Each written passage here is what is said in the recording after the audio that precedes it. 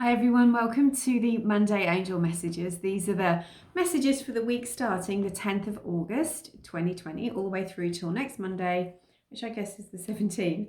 So you wouldn't believe the cards I've pulled this week. Last week was amazing because we got 3 from the Ariel suit of the Archangel Power Tarot deck, which is very unusual. I use these cards all the time in my readings with my clients all day, every day. And every week with you, and I shuffle them well, I give them a rest. And so it's really unusual to get 3 of the same suit in one single reading. But to get them again, the same suit, not the same cards, from Archangel Ariel again is more than a synchronicity, right? It's not just a coincidence. This is a sign. This is a message that the Archangel Ariel is working closely with us at this time, with you. So you need to pay attention to the messages. Now, some of the cards are repeated, but some of them aren't. And there is a very different message because the cards are in a different order this week. So let's get started. I'm just blown away by the fact that we got 3 of the Archangel Ariel. There's, a lot of cards in that deck. So the first one has been very popular this year. We have had this card probably 4 times in the last few months. So again, a synchronicity that we need to pay attention to. Are the angels telling us that we aren't getting our messages, we're not listening properly? And, maybe the energy can't shift of what we're going through at this time until we really, truly get these messages. So I'll do my best to bring through exactly what it is that they're saying to us. So the 10 of Ariel is a beautiful card. It doesn't talk about doom and gloom at all. It's very much about financial security, feeling happy, contented, emotionally secure. And it is about abundance. So in the card, there's 2 ladies. They're eating at a prominent cafe in Paris. They've got little children playing behind them. It's a beautiful day, blue sky. It's a gorgeous card. So it's a card reminding us to be grateful for everything that we already have. Not to focus whatsoever on what is missing, what is lacking, or what seems to be wrong. And that isn't because the angels are negating your feelings or that they're not trying to help you. It's not that at all. They are trying to help you. But they're saying that when you feel a sense of wholeness, you attract wholeness. When you feel a sense of insecurity, uncertainty, feeling lost, feeling empty, feeling broke, you attract more of that. So they are really pushing the point right now is to do gratitude, deep gratitude for everything that you have and everything that is working in your life right now. It's too easy to take things for granted, isn't it? It really is. But at this time, we're being sort of forced in a way to appreciate the simple things of life. If you're in lockdown, you can only go outside for an hour a day in some parts of Australia. We have to really appreciate those things that we have. And we also have to appreciate the things that we normally have and the things that perhaps we forget we have, like having a roof over our heads or food in the fridge, money in the bank, even a few coins in an ashtray is something to be grateful for.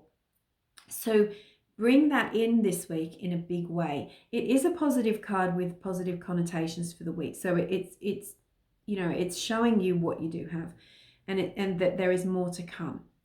So we're promising you success and not to get caught up in the doom and gloom that's projected from media and all the places that it's projected from. It's too easy to get sucked into that. We have to remember that life, in a way, when we're looking at it from the fear perspective, is like a hologram.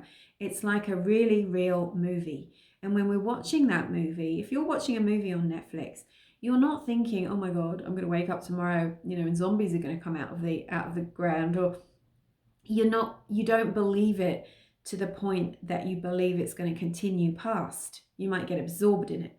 So in the same way, we have to think that about the fear-based, scary things that we're hearing about, reading about, watching unfold. We've got to see them like a movie that is going to end, and it's not real because only love is real. And that's what we're going through at the moment. You would have heard about the Lion's Gate, which is still active. The energy is still strong for that for the next few days, and actually all the way till the end of August. So you can still do a little ritual. You can say your affirmations, put your intentions out there, and ask for the light from the Lion's Gate to really help you to add extra power to what you're intending at this time.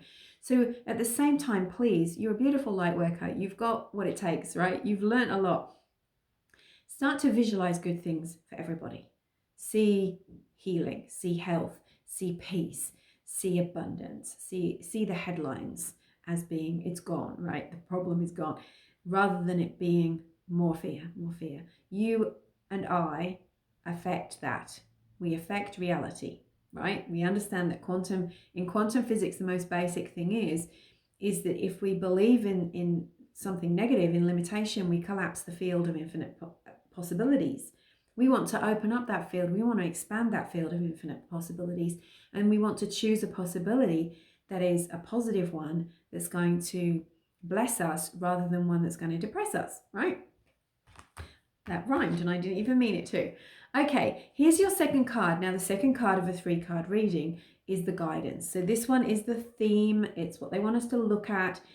And this one is the guidance. Now, this is wonderful. Well, this is the 10. This is right at the end. This is right at the beginning. So it's letting you know you've got a new beginning.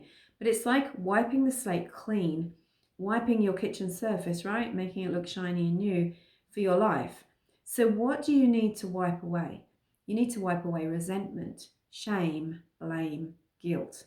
Those are the 4 lowest energies on the energy spectrum. As an energy healer, for years I've worked with people in person and over the internet, and that one of the hardest things to move from people is guilt and shame, because it's the heaviest, most dense energy. So whatever is in your field, whatever is in your life, think about anything that you have going on at the moment that might be stuck.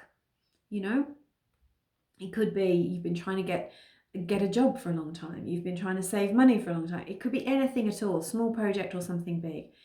And then pick it apart a bit, analyze it. Okay, well, what are all the different moving parts of this? And what are the emotions I have about them? Now, if you've got resentment or guilt or fear, anger, frustration going on, that's going to clog the wheels up and you're not going to be able to manifest like you would normally be able to manifest. Things can't flow. So you've got to do some forgiving. You've got to do some clearing, some cord cutting, cleanse the energy, and consciously forgive everything and everyone involved in that situation so that you're not holding on to a scrap of resentment anymore, including yourself, right? As you do that, what is meant to be will be. It will flow. Anything that's not meant for you will just wash away on that wave of forgiveness that you do. So this is about new resources, new abundance, new opportunities coming in for you. But first you have to go back to the beginning. You have to clean the slate. You have to wipe everything clean.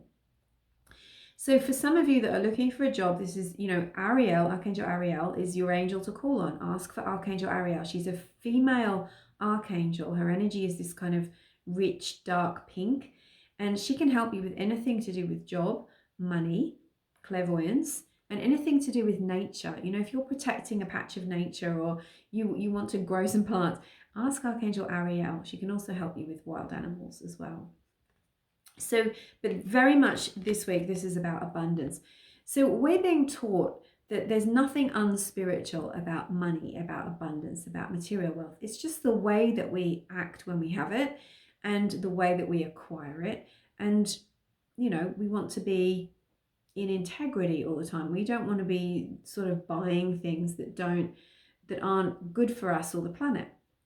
So the angels very much want to help you with your abundance and with your job, with your income, with your business, whatever it is. They're right there beside you, wanting to help you to move you forward. But they want you to do it in a way that is connected spiritually, understanding the energy of it, rather than looking at it as in, what's in it for me? I have to work harder to get more. It's about recognizing energy has everything to do with it. So you've got to clear that energy to make way for that pile of abundance. And this is the outcome. I really like this one as the outcome. We had it last week. It's the Knight of Ariel. So Ariel is bent down. She is planting seeds, and those seeds are coins. So she's not just thinking about her now. She's thinking about her future and what's coming in. So if you've been thinking about, okay, I want to one day buy a house, invest, do something, look after my family, whatever it is, now's the time to start planting those seeds, even if it's just on your vision board, even if it's while you're making a list about what it is that you want, starting to say affirmations. So you're going to be able to start doing that after you've done this energy work around abundance and work, etc. Recognizing that you're being watched over by your angels, that you don't have to do everything by yourself. But this is also a message about focusing in on what's important to you. It's too easy to get distracted at the best of times, isn't it? Other people's dramas, negative energy, the news, how you're feeling on a certain day. It's too easy to sort of get pulled off of course, away from your soul purpose, away from your guidance, away from the things that matter to you. The angels want you to move the needle on your life. Things are starting to shift for you, but you've got to keep working on them, which means you've got to keep your focus. So when it's important to you, you have to block out all distractions. Don't be pulled away from what it is that you want to do by someone else's drama or someone else's opinion, all of that stuff. And the more you do that, the faster and the better things are going to come to you. So I really believe that this as well is talking about not getting caught up in the doom and gloom and the news and the social media and things like that, that can really pull you away from your sense of trust and faith. You know, we can't replace other people's opinions, and that includes, you know, what people out there, famous people, the politicians, the journalists. We've got to trust our intuition above everything else, because that is our power, that's our guide, that's what keeps us true on our path, on your soul path. And this is the final card. This is like an extra card. It fell out, so it's the message for you is a little bit extra. So this is about if you've been feeling sort of down, unfairly treated, maybe there's someone bullying or has bullied you, you've had some negative treatment, that's coming into balance now. They really want you to clear it, transmute it, let it go, cut the cords to it, and better times are ahead. So this is the Justice card. So it's like, you know, you might have felt held back for a long time, and now all of a sudden you're going to move forward. What is meant for you will come to you. It can also be a card about law, court, things like that, and it's a positive promise. It's like things are working out in your favor, and not to give up on your dream, on what it is that you really want to happen. You know, everything that we put out into the universe comes back to us.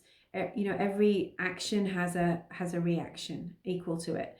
So when you put good energy out there, you have to trust that that good energy is going to come back, and it always will. It always will. You just have to trust it. Okay, I'm going to leave it there. I'm Rachel Scoltock. Hop over to rachelscoltock.com or go to the link in my profile, and you will find the article about the Lion's Gate and how that can help you. And also you might want to sign up for my 5 ways to manifest with the angels live Zoom online workshop next Friday, the 21st of August. It'll be the 20th in Northern Hemisphere countries. So you can sign up for that. It's a low-cost workshop. We're going to be doing lots of energy clearing and lots of tips of working with the angels and a guided meditation as well. Angel blessings. Thanks for watching.